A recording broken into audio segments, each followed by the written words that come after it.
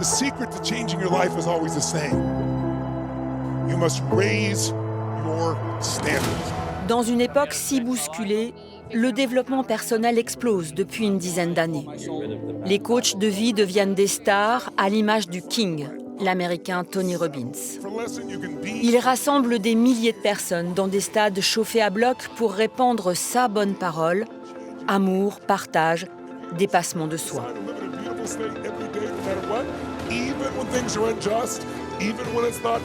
Dans son salon sur les Hauts de Lausanne, Myriam Bron s'est laissée embarquer par ce développement personnel XXL. Il y a 10 ans, elle y était.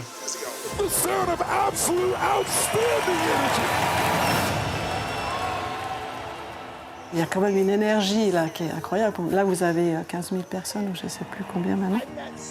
Vous croyez que votre vie va exploser. Donc vous dites, ouais, on peut voir ce que ça pourrait faire chez moi. On se prend au jeu. Ils font beaucoup dans l'émotionnel.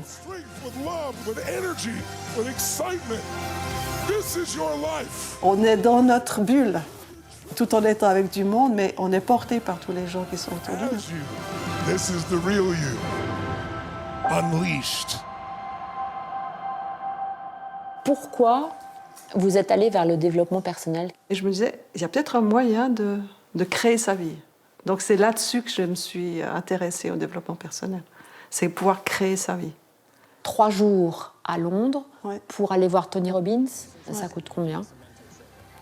Alors, je crois que ça peut aller de 600 à 3000 francs.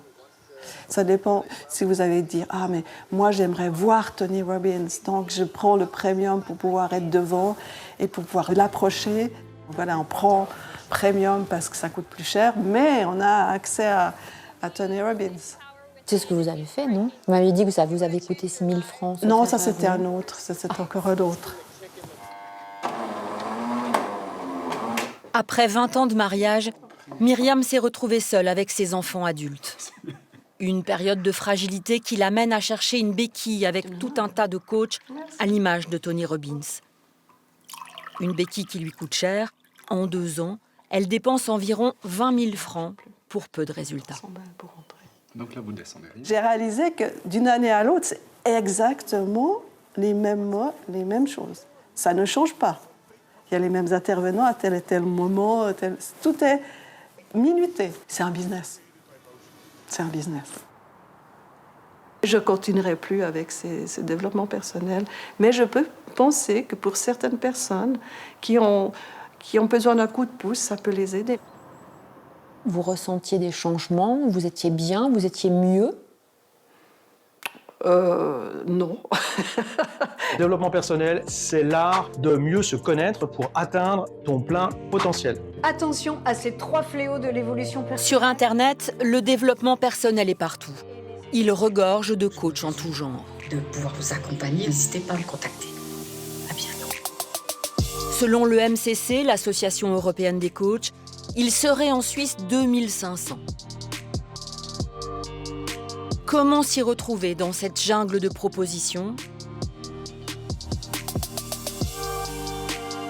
Comment choisir sans se faire avoir? Nous sommes allés à la rencontre de plusieurs d'entre eux en Suisse romande avec les mêmes questions. Quelle formation ont-ils? Quelle garantie pour le consommateur? Dans le même esprit que Tony Robbins, David Laroche est la star française du coaching. David a créé son école avec des formations en ligne ou en présentiel, basées sur sa propre expérience. À 18 ans, j'ai découvert tous les livres sur la psychologie, les neurosciences, le développement personnel. Ça a commencé vraiment à m'aider et à 20 ans, j'ai décidé d'aller plus loin en achetant cette fois des vidéos, des audios et en participant à mes premières formations. Moi, c'est fou de réaliser qu'avec les bons outils et la bonne pédagogie, tout le monde peut devenir coach, tout le monde peut avoir cet impact.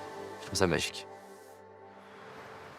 Tout le monde pourrait donc devenir coach, à l'image de Mathieu Levrat. Nous l'avons rencontré à Lausanne, séduit par la magie proposée par David Laroche. Il n'hésite pas, il se forme au coaching avec lui.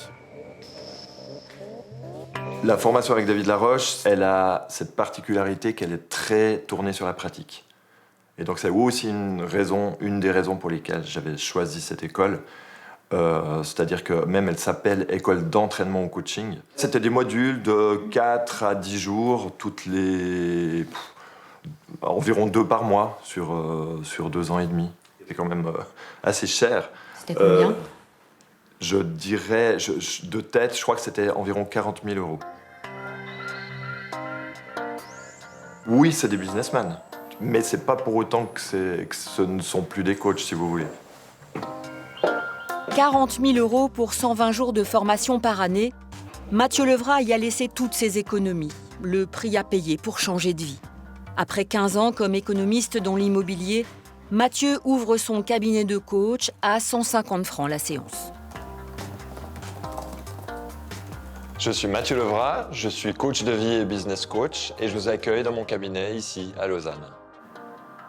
L'essence du coaching, c'est fixer un objectif et l'atteindre. Puis ensuite, c'est le chemin jusqu'à l'objectif. Et ce chemin, c'est en gros identifier tous les obstacles, intérieurs ou extérieurs, qui gênent l'atteinte de l'objectif.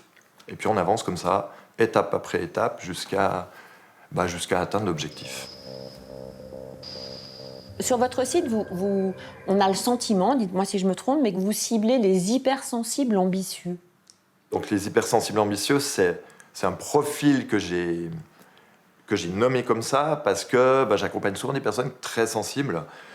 Et moi, je le suis moi-même et j'ai identifié que c'est des gens qui ont souvent un grand potentiel, c'est des gens qui ont souvent beaucoup de finesse, beaucoup de compréhension des gens, des situations, mais en même temps, cette sensibilité, ça les entrave.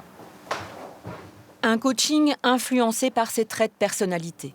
Mathieu Levrat dit qu'il peut aider parce que lui-même est passé par là. Son diplôme phare, c'est David Laroche. Quand on cherche un coach en développement personnel, une des difficultés est de trouver celui qui nous correspond.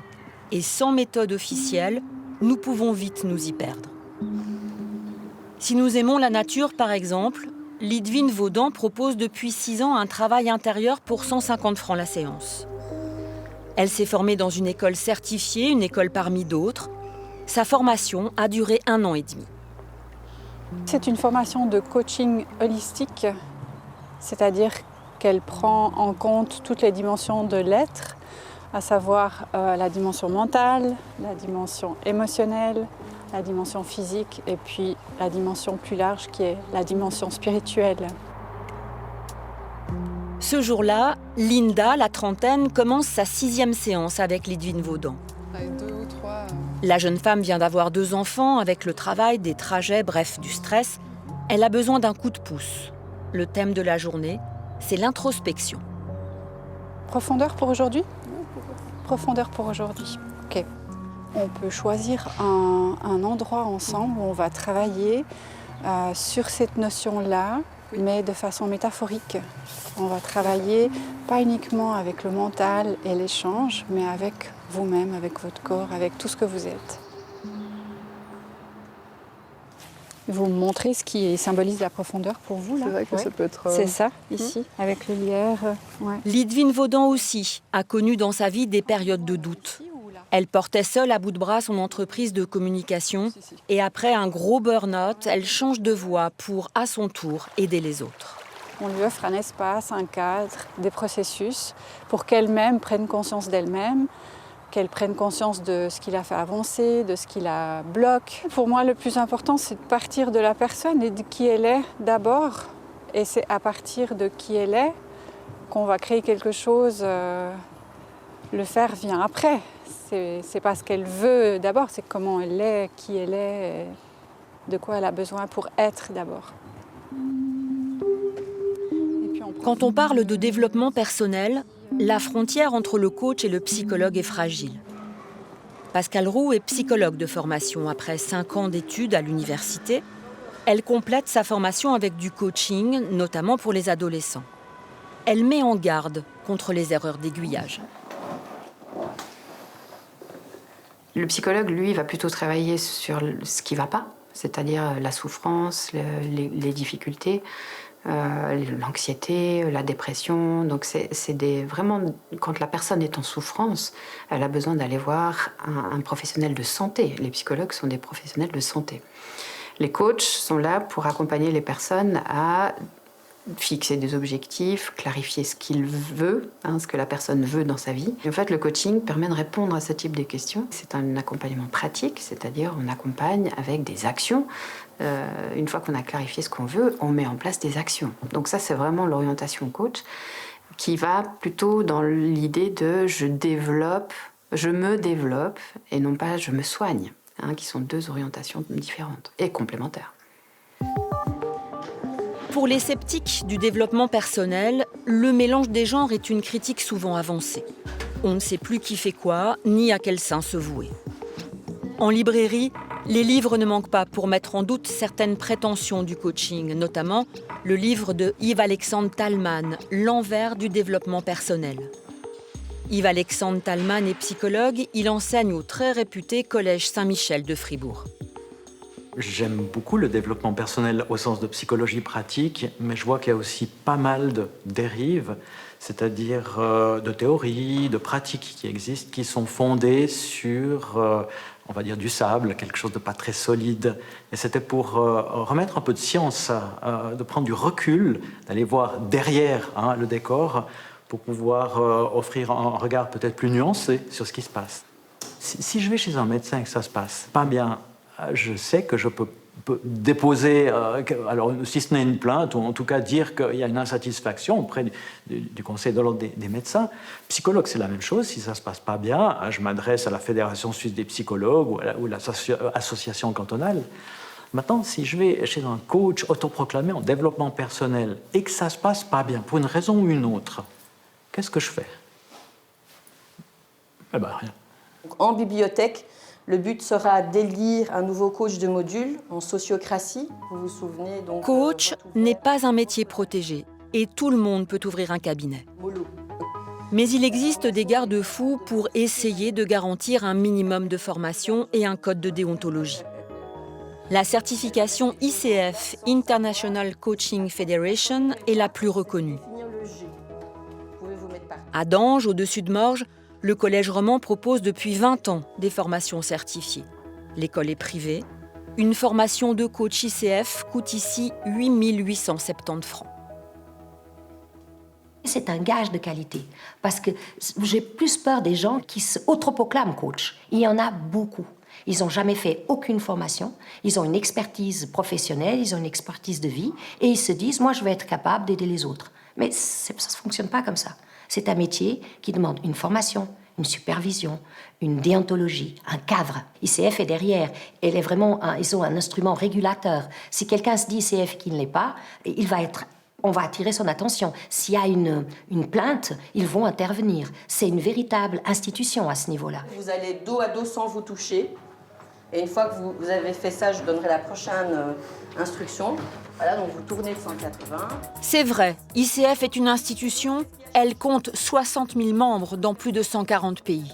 Mais les coachs accrédités appartiennent à une communauté auto-réglementée. Et pour en faire partie, après l'examen, il suffit de payer une cotisation de 245 francs par an et de confirmer soi-même 100 heures de coaching par année. Une adhésion basée sur la confiance. En attendant, les élèves sont ici pour 18 jours de formation, 6 modules de 3 jours. Mais peut-on vraiment apprendre un métier en 18 jours? Alors moi, je dirais qu'on peut apprendre à coacher. Et après, le métier, il va se faire par la pratique pour développer une véritable expertise par la suite, mais par la pratique. 8 870 francs pour apprendre à coacher et un certificat sans véritable contrôle.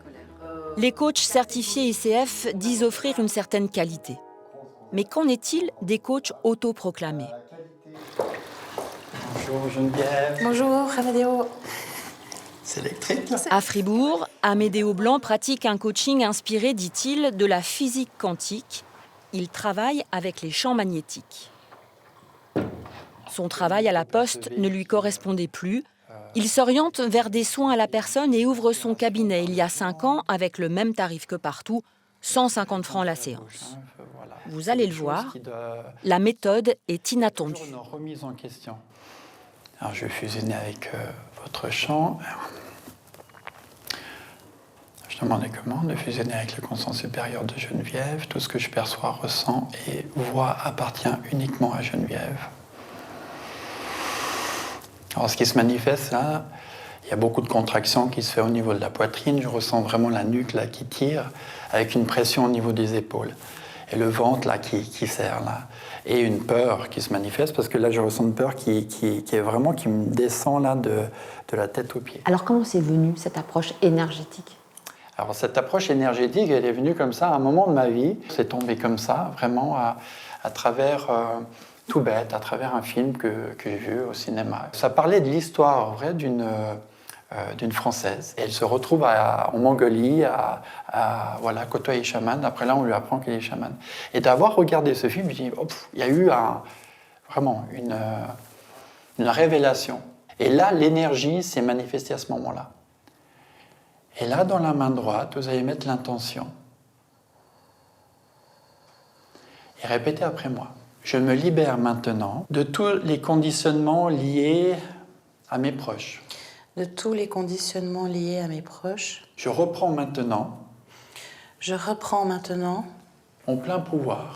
Mon plein pouvoir. Dans tous les domaines de mon existence. Dans tous les domaines de mon existence. Notre vécu dans notre enfance, les traumas, les blocages émotionnels qu'on a pu avoir, et bien d'autres choses sont conditionnés dans nos cellules. Et à travers ce champ énergétique, donc cette onde, qu'on parlait, la régénération cellulaire, ça va amener de changer le terrain, justement, à travers cette approche qui est la résonance quantique. La résonance quantique comme outil de développement personnel suscite bien des interrogations. Et comme toujours avec les méthodes alternatives, la science est sceptique. Avant de se lancer dans la psychologie, Yves-Alexandre Talman a fait des études de physique. La physique quantique, ça s'enseigne à l'université, il y a de la recherche, il y a des applications, on parle bientôt d'ordinateurs quantiques. Maintenant, je n'ai jamais entendu que ces éléments-là puissent être utilisés à des fins thérapeutiques entre des êtres humains. Par contre, le mot quantique fait rêver, puisque la plupart des gens n'y comprennent rien du tout, c'est extrêmement compliqué ce qui se passe dans la physique quantique. Donc on a beau jeu d'utiliser le terme comme alibi pour dire qu'on fait quelque chose qui est somme toute à la pointe de la science, même si on ne comprend pas de quoi il s'agit. Donc quand j'entends ça, pour moi c'est directement méfiance. Libération des énergies, dissoudre toutes les mémoires et schémas concernant le thème, qu'ils soient transgénérationnels, personnels, depuis le début des temps jusqu'à aujourd'hui. Harmonisation des chakras. La séance, elle va faire que selon le thème travaillé, ça va permettre déjà de libérer instantanément, je vous dis bien instantanément, le fait de la programmation ou de la mémoire qui est liée au thème choisi par la personne. Ça se passe tout de suite et c'est tangible. Et c'est en moi, vraiment. Et je participe au travail de par mes sensations et comment je les accompagne. Vous dites que ça se passe tout de suite et c'est tangible. Ça veut dire que quand vous allez partir de ce bureau, le problème est réglé pour vous? Ah, à vie? Non, bien sûr que non. C'est toujours, la vie est bien complexe. Mais je pense que je vais le retravailler. Mais c'est quelque chose que j'aime bien travailler sous différents aspects, en complément à une psychothérapie ou aller voir un psychologue ou comme ça. Enfin, en tout cas, moi, je ne me sens pas dans une dépendance ou quoi que ce soit par rapport à ça. C'est plutôt un choix de cheminement. Alors après, bien sûr, ça reste aussi mystérieux, mais tant mieux s'il y a du mystère, il y a de la curiosité, et puis l'univers est vaste. La jungle du développement personnel est régulièrement pointée du doigt et l'ésotérisme souvent critiqué pour son absence de rigueur scientifique. La profession le sait, au-delà de tous les préjugés, elle se cherche une meilleure crédibilité.